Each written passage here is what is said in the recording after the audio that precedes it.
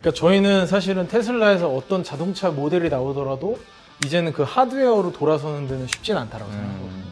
어떠한 모델이 잘 나와서 얘가 많이 팔려서 수익이 많이 났기 때문에 테슬라가 좋습니다, 테슬라의 반등 포인트가 됩니다라고 보기는 저희는 좀 어렵다고 보고 있고요. 그것보다는 비즈니스 모델이 어떻게 잡히느냐가 훨씬 더 중요할 것 같습니다. 테슬라 얘기를 굉장히 많이 하지만 포트폴리오적으로 꼭 접근을 하셔라 라고 말씀드리거든요. 왜냐하면 중화권 기업들은 아예 신경도 안 쓰시는 분들이 좀 있어요. 근데 중화권 기업들이 굉장히 위협적이거든요. 근데 이런 기업들도 리서치를 같이 하면서 크로스로 봐야 되고 포트폴리오에서 적정 비중을 배분을 해야 되는데 시대의 혁신가인 건 확실한 거고요. 스티브 잡스가 이끌어왔던 그 시대를 넘겨받은 사람은 일론 머스크인 건 너무나 분명한 거고 이 인적 자본의 힘이 굉장히 강력한 건 사실입니다. 근데 저희는 사실 FSD 서비스가 본격화되면 극단적으로 테슬라에서 일론 머스크가 떠나더라도 큰 문제는 없지 않을까라고 생각이 들거든요. 저희는 테슬라를 많이 보유하고 있는데 워렌 버핏이 보유하는 날까지 가져가면 되지 않겠냐. 왜냐면 애플도 그랬던 것처럼. 네, 그러면서 자본 구조가 좋아지고 자사주 매입 소각 계속 해가면서 ROE를 올려가는 그 구간에서는 또 워렌 버핏과 같은 스타일들이 굉장히 관심 가질 수도 있습니다.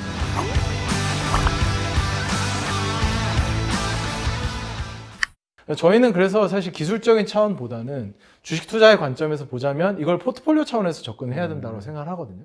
테슬라가 주도할 거라고 생각하기 때문에 이를테면 이제 저희 ETF 중에 가장 테슬라를 많이 보유한 글로벌 플랫폼 액티브 ETF 같은 경우가 테슬라를 22%를 20에서 25% 사이를 스윙하면서 보유하지만 그 반대편으로 중국 업체들에 대해서도 대략 한 5에서 10% 정도의 비중은 계속해서 가져가려고 하고 있습니다. 왜냐하면 이 둘 중에 승자가 누구인지 혹은 승자가 각각이 될 수도 있기 때문에 그러한 구도를 생각했을 때는 저희는 중화권 업체와 테슬라 정도로 생각을 하고 있고 아쉬운 점은 이제 유럽의 OEM이라든지 국내 OEM은 거기에 아직은 못 들어가고 있기 때문에 이제 그런 측면에서는 테슬라가 확실히 자유주의 진영, 민주주의 진영에서는 앞서가는 건 확실하다라고 생각하고 있습니다. 이제 우리가 사실 테슬라를 자동차 회사로 보면 뭐 현대차나 토요타나 이걸 경쟁자로 볼 수 있지만 그 개념이 아니라 사실 테슬라가 이제 그리는 그 지향점은 어쨌든 아까 말씀한 로봇도 있고 자율주행 그런 걸 보면 가장 강력한 경쟁은 결국 중국이 될 수밖에 없다. 이미 그걸 또 보여주고 있기 때문에 그 얘기를 좀 해주신 것 같고요. 그리고 이제 테슬라는 지난 6월에 그 더 저렴한 모델을 생산 중이다라고 좀 발표를 하긴 했는데 이 하반기에 본격 양산하기로 했거든요. 사실 이게 좀 늦어졌잖아요. 원래 올해 상반기에 좀 양산 시작하기로 했는데 보여주는 정도는 했어야 되는데. 네, 맞습니다. 그래서 많이 좀 이 부분 실망을 했던 것 같아요. 근데 사실은 일론 머스크 아신 분들은 별로 실망 안 했을 거예요. 네, 어차피 늦어질 거다. 저희는 그렇게 놀라진 않았습니다. 맞아요. 일론 머스크의 시계랑 우리의 시계가 좀 다르기 때문에. 그렇게 생각하고 있습니다. 그래도 어쨌든 이제 올해 하반기에 나온다고 이제 언급을 했는데 근데 이게 보급형 모델 사실 뭐 보면 저기 중국에 BYD 너무 싸게 팔잖아요. 뭐 저 가격이 나올 수가 있나 저도 뭐 상상이 안 가는데 근데 보급형 모델이 어쨌든 나왔을 때 이게 좀 테슬라 주가 반등에 일단 터닝 포인트가 좀 될 수 있다고 보세요? 그러니까 저희는 사실은 테슬라에서 어떤 자동차 모델이 나오더라도 이제는 그 하드웨어로 돌아서는 데는 쉽진 않다고 생각하거든요. 말씀하셨던 것처럼 중국의 전기차들이 너무 저렴하게 나오고 있는데 가장 강력한 거는 중국 사람들이 선택하고 있는 그 중국 전기차가 굉장히 잘 팔리고 있더라고요. 작년 2024년 7월에 처음으로 중국에서 팔리는 신차 10대 중에 5대 이상, 그러니까 50% 이상이 전기차 판매가 이루어지고 있고요. 그러니까 중국의 시장이 한 3천만 대 정도 시장이 되는데 그중에 1,500만 대 이상은 벌써 전기차인 거예요. 테슬라가 생산하는 차량이 연간 한 200만 대 정도 되는데 여기서 1,500만 대가 이제 뿜어져 나오고 있는 상황이기 때문에 어떠한 모델이 잘 나와서 얘가 많이 팔려서 수익이 많이 났기 때문에 테슬라가 좋습니다, 테슬라의 반등 포인트가 됩니다라고 보기는 저희는 좀 어렵다고 보고 있고요. 그것보다는 FSD 비즈니스 모델이 어떻게 잡히느냐가 훨씬 더 중요할 것 같습니다. 아까 말씀드렸던 그 계산에서 빠져 있는 게 이 차를 누가 소유할 것이냐거든요. 로봇 택시 서비스를 하고 있는 차량을 테슬라가 직접 소유해서 테슬라가 100만 대를 돌리는 굉장히 자본 집약적인 비즈니스 모델로 가져가게 되면 수익은 많이 남지만 초기에는 투자 비용이 좀 많이 들어가겠죠. 왜냐하면 자동차를 판매하는 게 아니라 서비스하면서 얻어내야 되기 때문에. 근데 만약에 이거를 좀 에셋 라이트하게 사람들에게 팔고 사람들이 돌리는 거에서 30%만 우리 주고 70%는 가지세요 라는 이런 모델로 가게 된다면 또 달라질 거고요. 이런 수익 구조에 대해서 정확하게 나온 부분이 아예 없기 때문에 이 수익 구조가 어떻게 잡히느냐. 그래서 이 아까 저희가 좀 굉장히 장밋빛으로 전망해 봤던 그런 계산들이 실제로 어떤 모델링으로 계산이 되느냐. 그래서 업사이드가 얼마나 열린다라는 그런 이제 글로벌 IB들의 분석이 나오고 나면 그때부터는 이제 본격적으로 좀 터닝 포인트가 될 거라고 생각을 하거든요. 네. 지금은 사실 서비스 매출 비중이 그냥 묻어 있습니다. 지금 서비스 매출 비중이 그래도 지난 2분기에 14% 정도로 역대 최고치까지 비중은 올라왔거든요. 근데 이제 다만 단점은 하드웨어 매출이 떨어지면서 비중이 올라온 거니까 뭐 그렇게 유의미한 상황은 아니고, 게다가 거기서는 슈퍼차저 스테이션 충전에 대한 그런 이제 그게 작년부터 개방이 됐으니까 그 수익이 올라오면서 좋아진 거기 때문에 FSD에 대한 수익은 아직 없거든요. 근데 그 FSD에 대한 수익이 이제 나올 거고 어떤 식으로 비즈니스 모델 가져갈 거고 이러한 내용들을 조금 더 시장에다 전달해 주는 때가 저희는 훨씬 더 중요한 포인트라고 보고요. 사실 일론 머스크의 스타일상 이걸 굉장히 친절하게 얘기하진 않을 거예요. 그래서 저희는 그것보다는 FSD 로보택시 버전이 좀 더 많이 확대되고 그 다음에 버전 14가 이제 업데이트가 하반기에 될 텐데 그때 이 로보택시 버전이 들어가느냐 안 들어가느냐 이런 정도의 분기점이 훨씬 더 중요하게 바라봐야 되는 저희는 포인트라고 생각을 하고 있고요. 또 한 가지는 또 이제 기존 전통 OEM들에 대해서 라이센스 아웃이 실제로 이루어지는지를 봐야겠죠. 그러니까 뭐 저희가 알고 있기로는 지금 현대차 같은 경우도 42-라는 조직을 통해서 엔드투엔드로 개발을 하려고 완전히 갈아엎은 상황이거든요. 근데 그 개발이 완료돼서 나오는 게 한 2028년 정도 예상되는데 이게 거의 테슬라랑 비슷한 시스템으로 가고 있습니다. 라이다 전혀 사용하지 않고 카메라도 거의 비슷한 숫자를 사용하고 이렇게 가고 있는 상황인데, 그러한 기업들 중에 한 군데라도 이제 테슬라의 기술을 가져와서 라이센스 인을 한다. 그렇다라고 한다면 그건 또 하나의 모멘텀이 될 수 있기 때문에 그러한 포인트들이 사실은 뭐 저가 전기차 나오는 것보다는 중요한 것 같고요. 저가 전기차도 두 개로 구분해서 봐야 되는데 지금 올해 말에 나오는 거는 모델 Y에 대한 저가 전기차거든요. 모델 Y. 그러니까 뒤에 디스플레이들 빠지고 그다음에 모델 Y 안에 있는 것들 중에서 뭐 가죽 시트를 조금 더 싼 시트로 바꾸고 뭐 이런 원가 절감을 좀 한 모델로 내놓는 거고요. 내년에 나오게 될 이제 사이버캡 도어가 두 개밖에 없고 페달과 핸들이 없는 완전한 자율주행 차량, 로보택시 서비스밖에 할 수 없는 그 차량이 나오게 될 때는 저가 전기차보다는 로보택시가 이제 나오는구나라는 거에 중점이 좀 더 될 테니까 그 저가 전기차는 좀 의미는 굉장히 크다라고 생각을 하고 있고, 올해 나오는 거는 조금 더 보급형에 가깝다라고 생각하고 있습니다. 그 이제 앞으로의 이제 테슬라가 결국 이제 지향하는 그런 이제 뭐 로보택시라든가 또 아까 FSD 완전 자율주행 시스템 이런 것들이 계속해서 더 이제 진화하면서 그렇죠. 결국엔 더 확장성이라고 뭐 얘기할 수 있겠죠. 예전에 제가 기사 봤을 때 포드가 뭐 그 테슬라 거 채용한다 뭐 그런 내용도 있긴 있었잖아요. 이제 그런 식으로 다른 이제 자동차 완성차가 과연 채택할 수 있는지 아마 일론 머스크가 그런 그림도 지금 그리고 있는데 그런 것들이 나올지도 한번 여러분들이 좀 주목을 하시면 좋을 것 같습니다. 그리고 이제 테슬라가 좀 야심차게 내놓았던 것 중에 하나가 사이버 트럭인데 실적엔 별로 크게 도움은 또 못 되는 것 같아요. 예, 그래서 출시 이후 기대감은 좀 높았지만 뭐 생산 공급망 문제도 좀 있었던 것 같고, 그러면 사이버 트럭은 그냥 이제 뭐 테슬라 우리가 분석을 할 때 그냥 무시를 해야 되는 건지 아니다. 이건 그래도 정말 뭐 잘 만든 차 아니냐. 그래도 이것도 전략 수정해가지고 뭐 좋아질 거다. 좀 어떻게 보고 계세요? 전략 수정은 확실히 필요하다고 생각을 하고 있는데, 왜냐하면 미국에서 팔리는 픽업 트럭이 북미 픽업 트럭 판매 대수가 연간 300만 대거든요. 사실 규모가 굉장히 큽니다. 그 중에서 한 10%만 차지하더라도 30만 대면 테슬라 입장에서 굉장히 중요한 차량이긴 하죠.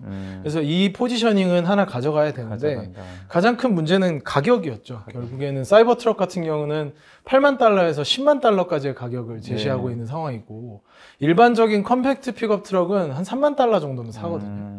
그리고 이게 사이버 트럭처럼 풀 사이즈, 그러니까 뭐 포드의 F150 같은 경우도 한 5만 달러 수준에서 살 수 있고요. 이걸 굳이 전기차를 사겠다고 해서 F150 라이트닝 같은 차량을 사더라도 5만 6천 달러에서 8만 달러대에서 형성되어 있거든요. 근데 그렇게 본다면 사실 이런 그 가격에서 그러니까 굉장히 모양이 이쁘고 굉장히 좀 색달라서 우리나라에서도 뭐 GD가 타고 다니잖아요. 네, 맞아요. GD가 굉장히 네. 많은 곳에 타고 다니면서 네. 홍보를 해줘서 일론 머스크도 막 리트윗을 할 정도로 네. 굉장히 좀 홍보가 잘 되고 있는데 이제 그런 면은 있지만 대중화되기에는 좀 어려웠던 그죠. 면이 있는 것 네. 같고요.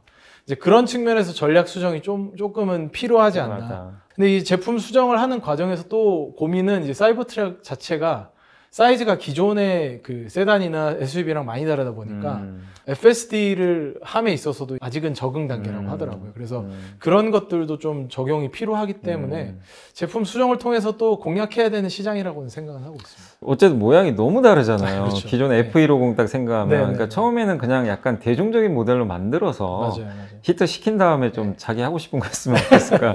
좀 너무 욕심이 좀 앞선 거 아닌가. 근데 뭐 우주에서 타고 싶었던 것 같습니다. 화성에서 타기에는 적합한 모형이 아니었습니다. 아, 근데 주주들은 울어요, 이러면. 네, 주주들은 좀 힘들죠. 그죠. 예. 그래서 하루빨리 좀 전략 수정이 좀 있었으면 네, 하는 저도 좀 바람이고, 네. 테슬라 강조한 에너지 저장, 뭐 ESS라 그러죠. 뭐 이런 것들 또 FSD, 완전 자율주행에 대한 구독 서비스, 또 AI 로봇 등 이제 비자동차 부분, 아이폰이 뭐 예전 같지 않다고 해도 그 서비스 수익이 막대하잖아요. 네, 애플을 네, 보면. 그렇죠. 그래서 정말 이제 대단한 기업이 된 건데, 네. 테슬라 주주분들도 사실 좀 원하는 게 애플 모델이잖아요. 그렇죠. 이 그렇죠. 서비스로. 네. 근데 그게 아직은 뭔가 와닿지는 않는 것 그렇죠. 같아요. 그게 네. 좀 언제쯤 좀 이루어질 것 같으세요? 그러니까 아까 뭐 말씀드렸던 것처럼 FSD 서비스에 대한 비즈니스 모델이 일단 정확하게 나와야겠죠. 어떤 수익성을 우리가 추구하겠다. 네. 수익 배분 비율은 어떻게 가져갈 거고, 그 다음에 이제 2026년 상반기부터 FSD 구독에 대한 수익 기여가 본격화될 텐데, 그 숫자에 대해서 좀 공개를 한다든지, 네. 이런 부분들이 좀 필요하지 않을까. 그런 것들이 공개가 안 된 상태에서는, 뭐, 일론 머스크나 이 비전에 대해서 공감하는 사람들은 같이 가겠지만, 네. 그걸 공감하는 게 아니라 계산을 하는 사람들은 들어오지 못할 거잖아요. 근데 작년에 트럼프 당선 이후에 굉장히 트레이딩이 강하게 일어났던 건, 연방정부에서 이거 허가 다 해줘버리면 우리가 생각했던 계산하지 못했던 것들이 빨리 오지 않겠느냐 이런 기대감들이 있었는데 계산을 못하게 되는 일들이 계속 벌어졌던 거고 그 계산을 좀 빨리 해주게 되면은 효과가 분명히 있을 거라고 생각하는데요. 사실 이들의 서비스 매출 비중이 한 8% 정도밖에 안 됩니다. 애플의 케이스를 잠깐 한번 돌아볼 필요는 있는데 애플의 케이스 같은 경우도 2015년 정도까지 애플의 PER은 10배 수준밖에 안 됐거든요. 근데 그때 이제 2016년에 팀 쿡이 선언했던 게 우리가 4년 이내에 서비스 매출을 2배, 비중을 2배 올리겠다. 그때 서비스 매출 비중이 10%였어요. 그러니까 아이폰 판매가 굉장히 중요했던 거였고 중국으로의 아이폰 판매가 중요했던 건데 그때 이후로 사실 하드웨어 아이폰 판매의 매출은 옆으로 그냥 기었거든요. 이렇게 성장이 세게 나오지 않았습니다. 근데 서비스 매출 비중은 얘기했던 대로 10%에서 20%까지 올라왔고요. 이거를 이제 그 매출 총이익률로 좀 보자면 제품 판매 같은 경우는 매출 총이익률 굉장히 좋은 데긴 하지만 매출 총이익이 전체에서 차지하는 비중이 지금은 한 뭐 제가 기억하기로는 60% 정도고요. 네. 그 다음에 이제 서비스에서 차지하는 비중이 40%입니다. 그러니까 마진율이 훨씬 더 높은 사업이고 훨씬 더 이익 구조가 좋은 비즈니스이기 때문에 그때 이후로 애플은 물론 이제 유동성이 많았던 것도 영향이 있겠지만 PER이 10배대에서 지금은 거의 30배 수준까지 올라가게 됐었죠. 근데 이러한 비즈니스 모델 변화를 저희는 테슬라에서도 기대를 하는 거고, 이제 말씀하셨던 그런 기대가 이제 본격적으로 조금씩은 나타날 거라고 생각이 들고요. 그 다음에 이제 뭐 내년에 일단 FSD가 가장 중요한 거고, 그 다음에는 이제 옵티머스 로봇을 재설계를 지금 하고 있는데, 그 재설계가 완료돼서 내년 말 정도부터 양산을 좀 시작을 하고, 2027년부터 판매가 진행이 돼서 매출이 반영이 되는 시점이 있다라고 본다면 그때부터는 좀 더 수익 기여가 확실하게 이런 부분에서 있지 않을까. 작년 연말부터 올해 상반기까지 자동차가 굉장히 힘든 구간에서도 선전해줬던 게 에너지 저장 장치였거든요. 근데 이제 에너지 저장 장치는 그 테슬라의 생태계를 이해한다면 무조건 필요한 영역이기 때문에 이러한 영역들도 지켜볼 만하지만 사실은 지금의 시가총액에서 이게 엄청나게 밸류의 큰 부분이 되기는 어렵기 때문에 우리가 주목해야 되는 건 역시나 FSD 구독과 FSD 비즈니스 모델 그리고 이제 AI 휴머노이드로 넘어가는 예, 그쪽의 비즈니스에 대한 밸류에이션만 조금 정교하게 해놓으면 충분히 뭐 내년 정도부터는 이익 기여가 있지 않을까. 그 제가 이제 미국 이런 이제 기사들 좀 찾아보니까 그때 실적 발표하고 일론 머스크가 힘들다 다음 몇 분기 네, 네. 했는데 거기서 또 나왔던 얘기가 해야 될 이런 이제 방금 말씀드린 이런 중요한 사업들은 있는데 네. 당장 정작 이제 본업에 지금 안 되다 보니까 그죠. 앞으로 안 좋아진다가 아니라 네. 이 고비잖아요. 고비죠. 그걸 이제 넘어갈 수 있는 몇 분기 정도가 남은 것 같은데 네. 그러니까 그걸 또 이게 되짚어 보면 얼마 안 남은 것 같긴 하거든요. 네, 네. 이 서비스 매출이 이제 본격적으로 나오는 시기가 예. 내년 하반기 되면 네. 또 이제 여기 서비스 매출이 이제 본격적으로 반영되는 시기가 좀 구체적으로 나오지 네. 않을까 그렇게 좀 생각이 좀 들고요. 그리고 이제 중국에서 지금 좀 판매가 좀 아까 말씀드린 대로 샤오미가 또 워낙 잘하니까 예. 판매 둔화 있고 유럽에서는 지금 그 일론 머스크가 왜 그런지 모르는데 왜 이렇게 손을 들어가지고 좀 이해가 안 가요. 좀 그 네, 부분은 네, 왜냐하면 네. 그래서 독일 판매가 박살이 났잖아요. 그렇죠, 완전 그렇죠. 폭락을 했고 네, 네, 네. BYD도 유럽에서 또 너무 잘하니까 이것도 그렇죠. 좀 네. 굉장히 어려운데 근데 어쨌든 그래도 제가 제 주변에도 아니 테슬라 타면 만족도가 또 되게 좋아요. 네, 네, 네. 차에 대한 만족도 자체는 또 좋더라고요. 네, 네. 근데 어쨌든 테슬라 경쟁력이 예전 같지 않다 이런 시각이 되게 많은데 여전히 좀 우위에 있다 이렇게 네. 좀 보고 계시나요? 기술적 우위는 저희는 뭐 자동차에서 있다라기보다 자율주행에서의 우위 정도라고 생각을 하고 네. 있고요. 지금 이제 순수 전기차가 전 세계 작년 판매량이 한 1000만 대 되거든요. 근데 그 중에서 BYD가 절반이니까 사실 BYD가 판매하고 있는 게 굉장히 놀라운 상황인 건 맞습니다. 네. 근데 하반기가 되게 중요한 건 저희가 BYD를 보유를 하다가 올해 상반기에 좀 셀아웃을 많이 하고 편출을 했던 부분이 뭐였냐면 결국엔 테슬라의 저가 모델이 나오는 것 때문에 다들 이렇게 굉장히 네네. 준비를 빠르게 하고 있는 거거든요. 그러니까 BYD도 올해 상반기에 굉장히 전략적으로 접근을 잘했던 게 자율주행이 본인들의 약점인 걸 알고 있으니까 ADAS 기능이죠. 사실 자율주행이라기보다는 스마트 크루즈 컨트롤 같은 기능들을 전체 차량에 다 집어넣겠다. 라고 얘기를 하면서 그 부분들이 이제 시장에서 좀 긍정적으로 작용을 했는데 그게 결국에는 하반기에 나오는 테슬라의 저가 전기차를 대응하기 위해서 테슬라 가격이 한 3만 달러, 4만 달러까지 떨어져가지고 거기에 FSD가 붙어 있는 모델이 나오게 된다면 그때 중국 전기차들이 과연 이 테슬라와 경쟁할 수 있을까? 왜냐하면 거기에 FSD가 들어가 있기 때문에 가격이 맞닿아 버리면 이제는 경쟁 요소가 사실은 없거든요. 그 안에 뭐 테슬라를 저희가 인테리어 요소 때문에 사거나 이러진 않잖아요. 네. FSD라는 기능 때문에 사는 건데 그 이게 기능이 FSD가 들어가요. 사실 뭐 거의 BYD 전기차 한 대값 아니에요? 네, 그렇죠. 그거 하나 살려고 하면 그런데 그죠, 예. 그거를 이제 서비스로 얹어서 맞아요. 구독으로 간다. 그러면 사실 개인들의 입장에서는 이 부분이 굉장히 좀 매력적으로 다가갈 수 있기 때문에 지금 사실 뭐 모델 Y 그 비싼 차량들이 안 팔리는 것들은 어느 정도 이해가 되는 부분이고요. 중국과의 네. 경쟁 구도가 하반기에 어떻게 펼쳐질 것인가가 가장 중요하다라고 생각을 하고 있고요. 또 제도적으로는 완전 자율주행이 어떻게 또 각 국가에서 이걸 도입하느냐가 또 중요한 포인트이기 때문에 그게 없으면 지금의 그런 이제 우위가 빠르게 시장에 침투하지 못하면 또 중국 기업들이 빠르게 따라올 수 있기 때문에 그 부분은 저희도 굉장히 유심히 지켜보면서 리서치하는 부분입니다. 정말 작년 11월에 놀랬던 게 주가가 그냥 순식간에 2배 가버렸잖아요. 그렇죠. 그 트럼프 당선되자마자. 네. 근데 또 반토막 나고 네. 이게 근데 결국엔 지금 우리가 평가를 해보면 트럼프와 사이는 굉장히 안 좋아져 버렸잖아요. 결국 뭐 싸우기도 하고 그래서 그런 것들 자체가 좀 이제 어쨌든 굉장히 좀 불안정해 보이는 그런 모습들이 있는데 일론 머스크 자서전 나온 적이 있잖아요. 네네네. 저는 이제 그거를 네.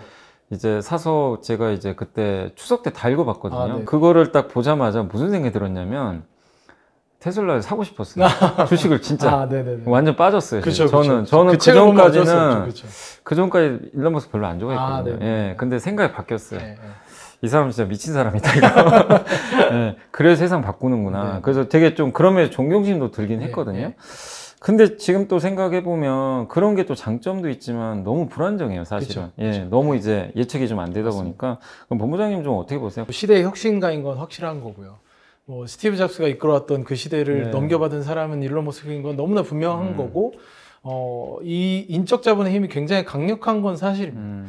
근데 저희는 사실 FSD 서비스가 본격화되면 극단적으로 테슬라에서 일론 머스크가 떠나더라도 상관없다. 큰 문제는 없지 않을까라고 생각이 들거든요. 물론 굉장히 충격이 있겠죠. 네.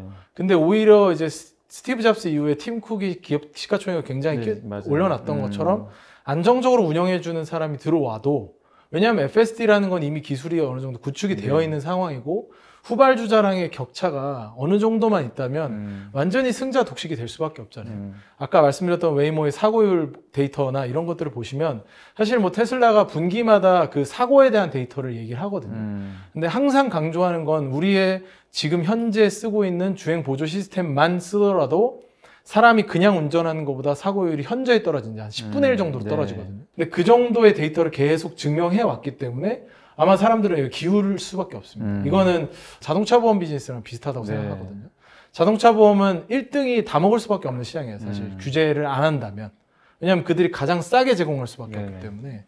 근데 이 자율주행 시장도 그런 거기 때문에 일론 머스크가 지금까지 구축해오는 과정에서는 엄청난 기여를 한 거 사실이고 앞으로도 휴머노이드 로봇에서도 굉장히 중요한 기여를 하겠지만 자율주행 서비스만 가지고도 일론 머스크 없이도 이제 이게 만약에 상용화 된다라면 그 뒤는 운영만 잘 되더라도 밸류를 만들어내는데 크게 문제는 없지 않을까. 그래서 저희는 이제 극단적으로 한번 생각해 봤을 때는 굉장히 뛰어난 사람이고 테슬라를 만들어낸 사람이지만 이제 그 FSD가 제도권을 넘어서는 순간부터는 오히려 안정적 운영을 하더라도 밸류에는 큰 문제가 없지 않을까. 약간 광신도들은 좀 떠나가고 밸류에이션을 좀 신경 쓰는 좀 투자자들이 많이 들어오면서 그러니까 저희는 이제 우스갯소리 얘기하거든요. 저희는 테슬라를 많이 보유하고 있는데 워렌 버핏이 보유하는 날까지 가져가면 되지 않겠냐. 왜냐면 애플도 그랬던 것처럼. 네, 그러면서 자본 구조가 좋아지고 자사주 매입 소각 계속 해가면서 ROE를 올려가는 그 구간에서는 또 워렌 버핏과 같은 스타일들이 굉장히 관심 가질 수도 있으니까요. 근데 이게 테슬라 하면 너무 팬심이 강하니까 그렇죠. 그 팬심 없는 테슬라는 상상이 안 가요. 저는 지금 근데 어쨌든 이제 그게 좋을 때도 있고 나쁠 때도 있지만 결국에 이제 본부장이 그리시는 건 애플처럼 좀 되는 그 그림을 맞습니다. 좀 그리고 계신 것 같고. 그래서 저희가 플랫폼이라는 비즈니스 모델로 액티비티-F를 운용하고 있는데 플랫폼에 테슬라가 가장 많이 들어있는 것도 자율주행 시대의 플랫폼 기업이라고 저희는 생각하기 때문에 그렇게 생각하고 있습니다. 어쨌든 테슬라는 저는 아무리 생각해도 일반 전기차 회사는 절대 아니고 당연히 로봇도 하고 이제 최근에 데이터 센터도 지금 그렇죠. 사실 이제 물론 xAI라는 기업은 테슬라랑 상관없이 이제 그 일론 머스크 회사잖아요. 근데 이제 그때 얘기 들어보니까 뭐 합병설도 나오고 막 이렇게 있는데 주주들도 좀 원하는 분들도 있는 것 같고 좀 어떻게 보세요? 만약에 이게 합병이 된다면 이게 주가에는 좀 긍정적일 수 있을까요? 저는 긍정적이어야 한다라고 생각을 하는데 사실 이게 기회를 한번 놓쳤죠. X를 처음 인수했을 때 테슬라에서 인수를 하겠느냐, 테슬라 주주도 참여하겠느냐라는 질문을 머스크가 했었는데 그때는 이제 주주들이 동의하지 않았죠. 그래서 일론 머스크 스스로 그냥 했는데 이게 아마 뭐 11월 주주총회 때 이런 안건들이 또 나올 수도 있기는 합니다. 왜냐하면 일론 머스크가 그런 얘기들을 종종 하거든요. 근데 이거는 주주의 동의를 얻어야 되는 부분이기 때문에 본인도 뭐 자기 마음대로 할 수 있는 부분은 아니다라고 명확하게 선은 긋고 있어서 근데 이제 이거를 도입하는 건 굉장히 중요하다고 생각하는 게 아까 그 자율주행 차량 내에서의 엔터테인먼트 측면이거든요. 그러니까 이들이 피지컬 AI는 갖고 있지만 LLM을 활용을 해서 뭔가 이제 언어적으로 소통을 할 수 있는 것들은 그록에서 다 이루어지고 있고 X에서 이루어지고 있으니까 이 서비스를 테슬라 차량 안에서 제공을 하려면 사실은 합병하는 게 좀 더 자연스러운 그림이긴 하거든요. 근데 이제 이거는 이제 뭐 주주총회를 통해서 어떻게 이게 통과될지 저는 그 가치가 훨씬 더 크다라고는 보고 있는데 시장에서 어떻게 받아들여 줄지는 좀 지켜봐야 되는 것 같습니다. SF+ 자산운용이죠. ETF 좀 얘기를 좀 해볼게요. 그래서 그 자산운용에서 내놓으신 ETF 상품 중에 그 이제 테슬라의 좀 어떻게 보면 이제 비중이 높은 상품이 꽤 많이 있더라고요. 근데 이제 실적이 좀 이렇게 안 좋고 주가가 좀 부진하면 사실 ETF 운영하시다 보면 좀 약간 비중을 줄일 수밖에 없는 또 상황도 있잖아요, 사실은. 근데 그럼에도 불구하고 아직도 이렇게 가장 높은 비중으로 계속해서 이렇게 끌고 가시는 핵심 이유 한 가지 꼽아주시면 좋을 것 같아요. 이거 한 가지로 꼽지는 굉장히 쉽지 않은데, 그러니까 테슬라는 세상을 변화시키려고 하는 거고, 이 자율주행 서비스가 나왔을 때 세상이 변화되는 그 파급력이 너무나 큰데. 이게 저희가 이게 계산이 안 되고 보이지 않았다라면 신경 안 써도 됐겠지만 계산이 되고 보이는데 이 업사이드 리스크를 해지하지 않은 상태에서 상품을 운용하는 거는 사실 지금 뭐 시류에는 맞을 수 있겠지만 중장기적 관점에서는 적합하지 않다라고 생각을 하고 있고요. 저희 이제 SF+의 운용 철학 중에 가장 중요한 것 중에 하나가 그러니까 3대 운용 철학이 있는데 첫 번째가 미래 기업 환경에 적응 가능한 기업을 담는다 이거든요. 언제든지 없어질 수 있는 기업이 아니고 미래 기업 환경을 적응할 수 있는 기업을 담는다는데 이 사실 테슬라의 FSD 서비스는 미래 기업 환경 자체를 만들어내고 있는 상황이기 때문에 이런 기업 없이 저희가 플랫폼을 설명하기는 굉장히 어렵다라고 판단을 하고 있고, 그래서 구간별로 부진한 점이 있을 수 있겠지만, 아까 말씀드렸던 제가 뭐 FSD 비즈니스 모델은 일론 머스크가 당장 오늘 밤에도 설명할 수 있을 거거든요.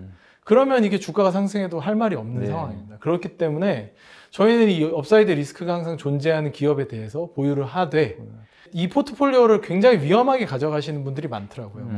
테슬라를 몰빵한다든지, 아니면 테슬라 비중을 뭐 여쭤보면 뭐 50%를 갖고 있다든지, 굉장히 정말 뭐 포모가 강하게 네, 올 수밖에 없는 네. 비중을 가지고 계신 네. 분들이 있는데, 저희는 ETF 펀드니까 최대가 25%이거든요. 그래서 20에서 25%를 가져가면서 나머지 비중이 남아 있잖아요. 70에서 80%가. 그거를 이제 뭐 중국 기업들을 배치를 한다든지, 아니면 플랫폼 기업들 중에서 굉장히 잘하는 기업들, 다른 영역에 있는 속성이 좀 다른 기업들을 가져감으로써 아웃퍼폼을 충분히 하면서 네. 기다리면 되는 거기 때문에 저희 포트폴리오의 특성상 충분히 기다릴 수 있는 부분이고, 제가 항상 말씀드리는 것도 테슬라 얘기를 굉장히 많이 하지만 포트폴리오적으로 꼭 접근을 하셔라 라고 말씀드리거든요. 왜냐하면 중화권 기업들은 아예 신경도 안 쓰시는 분들이 좀 있어요. 맞아요.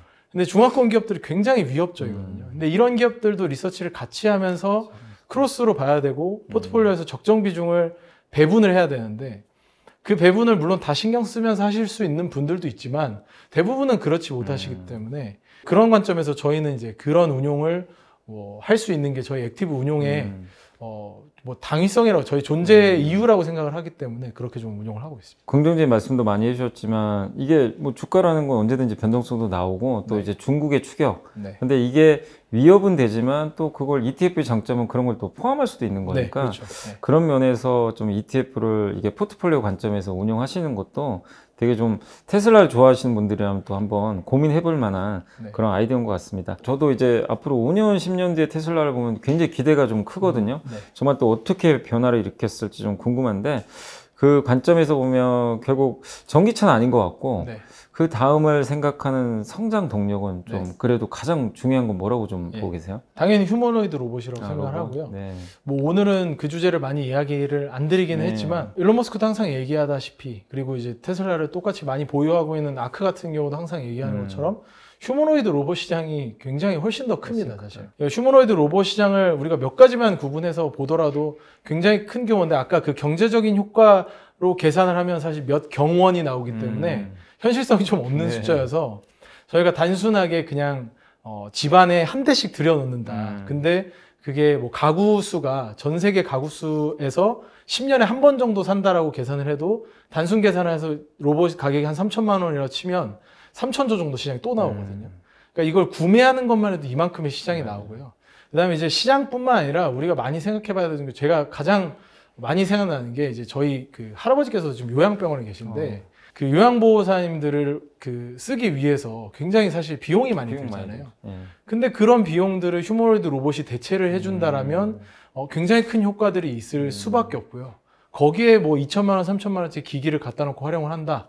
그러면 충분히 사람들은 살 수밖에 없거든요. 그러니까 머스크가 얘기하는 것도 집안에 2-3대씩 놓고 쓸 것이다.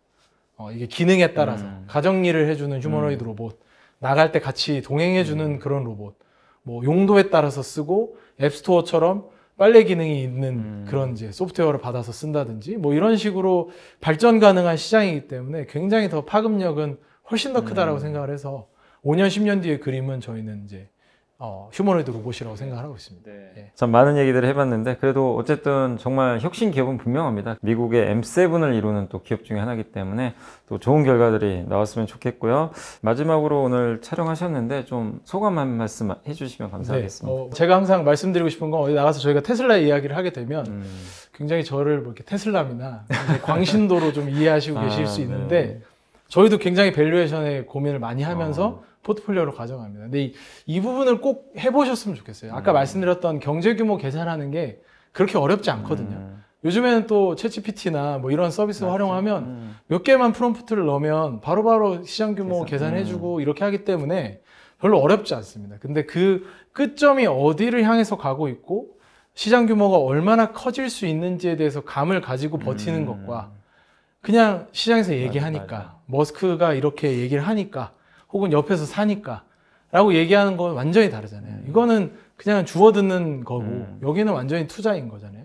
그러니까 요즘도 지금 우리나라 시장에서 굉장히 중요한 게 우리의 지금 쏠려 있는 부동산 자산 비중을 주식 자산으로 옮겨가야 된다는 건데 우리가 지금 부동산 자산 뭐 지금 서울의 집값만 보더라도 10억, 20억씩 있는데 이런 자산을 주식으로 옮겨가려면 어느 정도의 확신을 갖지 않고는 못 옮겨가거든요.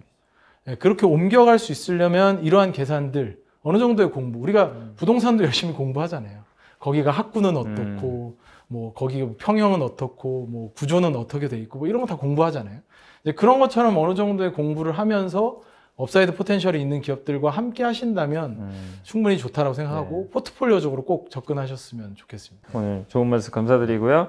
자, 이것으로 이번 요즘 핫형 순서는 이제 마치도록 하겠습니다. 오늘 귀한 걸음 해주신 SF플러스 자산운용의 고태훈 본부장님 다시 한번 감사드립니다. 네, 고맙습니다.